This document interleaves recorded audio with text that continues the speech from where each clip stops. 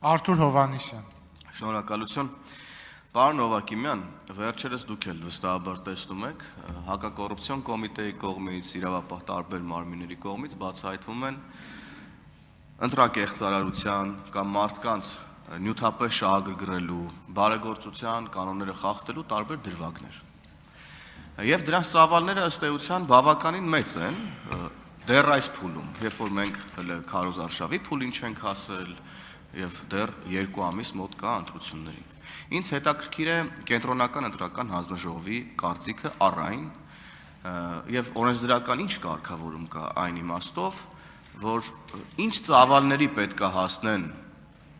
այս գործողությունները, ինչ պետք է տեղի ունենա, դեռ ինչքան պետք է մարդիկ շարունակեն քյաբաբ բաժանել, տելևիզոր բաժանել, էպիլյատոր բաժանել, տարբեր ծառայությունների դիմաց մարդկանց շահագրգռեն, որ իրանց ընտրեն, որ տվյալ քաղաքական ուժը, օրինակ, չգրանցվի, որովհետև ըստ էության սա քաղաքական գործունեության մասին չի, սա բոլորովին այլ գործունեության մասին է։ Խնդրում եմ ինձ ասեք, ինչ պետք է տեղի ունենա եւ ինչ ծավալների պետք է հասնեն այս խախտումները, որպեսզի այս ուժերը չգրանցվեն, որովհետև կա նաև մի երևույթ, որ ընտրություններից հետո էլի բացահայտվում են մի շարք իրավիճակներ, օրինակ վաղ շաբաթում, բայց մենք արդեն ընտրությունն անցել ենք եւ հիմա հետին թվով չենք էլ կարող ասել, թե այս գործողությունները ինչպես են ազդել ընտրության արդյունքների վրա։ Շնորհակալ եմ։ Ես եմ շնորհակալ հարցի համար, պարոն Հովհաննիսյան։ Պարոն Հովհաննիսյան, այսպես ասենք, ընտրություններից դուրս կուսակցության գործունեությունը, որքան էլ որ, այսպես ենք, այն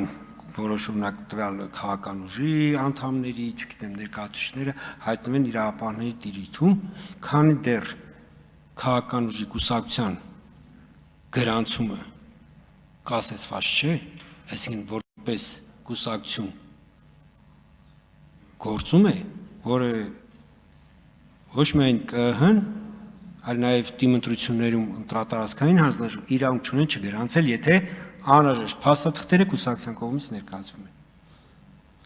Այլ բան է, որ ընտրությունների քարոզարշավի արդեն փուլում, եթե կուսակցությունը, հենց դրադեմ կուսակցությունը համակարգային ընտրախախտումներ թույլ կտա,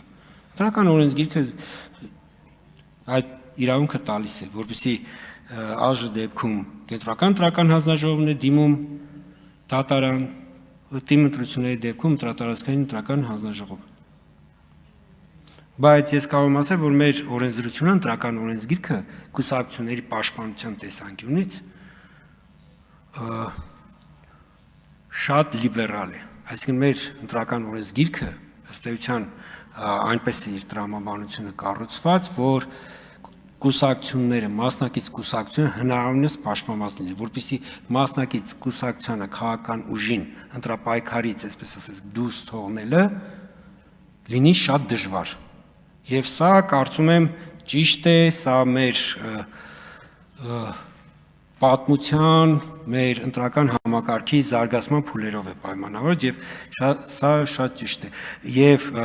շատ կարևոր է, որպեսզի ընդհանրապես իրավապահ համակարգը, դատական համակարգը, ընտրական բոլորը երբ որ իրենց գործը, այսպես ենք, լավ կատարեն, համոզված եղեք, որ այդ պայմաններում բոլոր ընտրությունների արդյունքները արտացոլելու են քաղաքացու կամք, անկախ նրանից, թե ասենք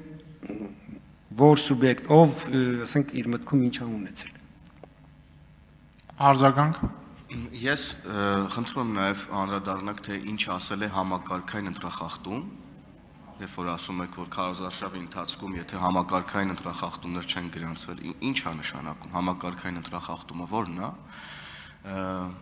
Եվ փաստորեն ստացվում է, որ ժողովրդավարության ընձեռած գործիքներից այս մարդիկ հիմա որոշ շրջանակներ օգտվում են։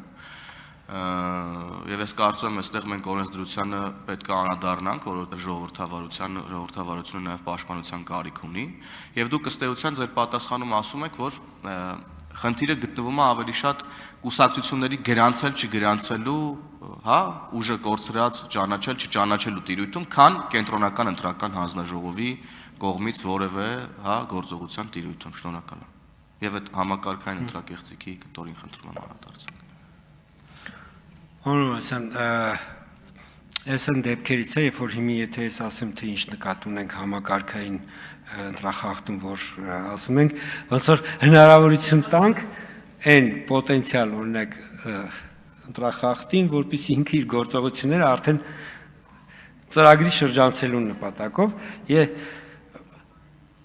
կարող եմ ասել, որ այս դեպքում փաստերը պիտի լինեն ակնառու եւ նաեւ կապը, հաջորդականությունը, քանակը, փաստերը, այսինքն փորձում եմ առանց ինչ-որ բան ասելու, բայց մոտավոր նկարագրել, թե ինչ նկատի ունենք։ Եվ կուսակցությունները, տեսեք, կուսակցությունները պետրեգիստրում գրանցված են։ Գրանցումից հետո իրենց գործունեությունը վերահսկողություն իրականացնում է կոռուպցիայի կանխարգելման հանձնաժողովը։ Կուսակցությունների մասին սահմանադրական օրենքով հստակ նախատեսված է, թե որ դեպքերում կուսակցության գործունեությունը կարող է կասեցվել այդ գործընթացները։ Եթե